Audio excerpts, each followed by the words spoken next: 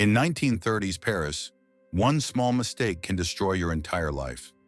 This man had a butterfly tattoo on his chest. Because of that tattoo, people called him Papillon. But Papillon was not a killer.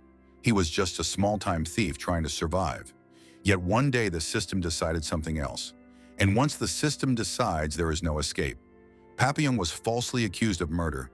He shouted and told the truth. But the courtroom didn't listen. The judge looked at him and gave a sentence that felt worse than death.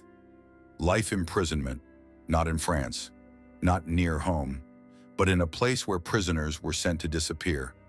Papillon was chained and pushed onto a prison ship. His brutal destination? French Guiana. Thousands of miles away, deep jungles, deadly heat. This prison was famous for only one thing. Men went in, but they never came back alive. On that ship, Papillon met another prisoner. His name was Louis Degas. Degas was different.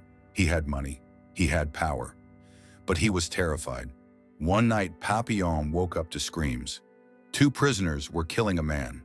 Why? Because that man had swallowed money. They cut open his stomach and took it out. The other prisoners believed Degas had money too. They planned to kill him next. That night, Papillon made a choice. Papillon stood between Degas and death. Not for money, not for reward, but for survival. And in that brutal prison, a dangerous friendship was born.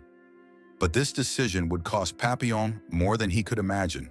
Henri is thrown into solitary confinement, a place where is no light, no sound, barely any food.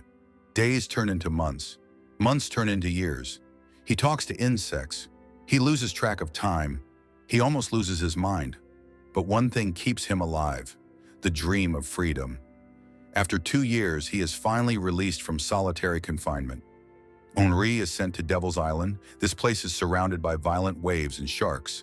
Everyone says, escape from here is impossible. In this place, Henri meets Degas again. Degas is broken now. He no longer believes in escape, but Henri still does. This will be his last attempt. Henri and Degas together make a plan for their escape.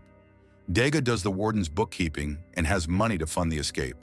Cellier has a connection to get a boat, and in this dangerous venture, they include the sexually abused Maturette.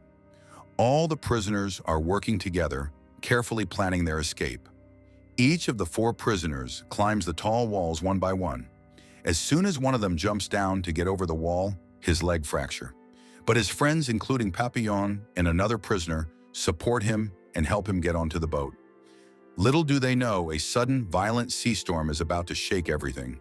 As a storm approaches, it is clear they will not all survive in the small leaky boat. Cellier wants to kill the injured Degas, but Papillon defends Degas, who stabs and kills Cellier as he fights with Papillon. Seeing all this, Degas suddenly attacks the jailer from behind with a knife. Together, the 3 prisoners overpower him and throw the jailer into the sea. After a treacherous storm destroys their boat, the 3 survivors find themselves in a Colombian convent. Degas and Papillon take deep breath and feel themselves as they are free. But their freedom is short-lived. The Colombian authorities arrives, shoot the Maturette, and arrest the Papillon, where he is sentenced 5 years in solitary confinement and Degas is sent to Devil's Island. Papillon returns after 5 years as an older man and sent to Devil's Island, where authorities provide natural barrier for escape attempts. In this island, Papillon meets with Degas, but in this time, Degas has no interest in escape. Degas knows a fall from the high cliff means death, so he never tried, but Papillon wants another attempt. Henri ties bags of coconuts together as his only hope. He jumps into the ocean without any fear. The waves throw him around, but coconut bags save his life. Death follows him closely, but against all odds, freedom's dream alive his, and he survives. Years later, Henri Charrière finally lives as a free man. He tells the world he was a man which never truly defeated.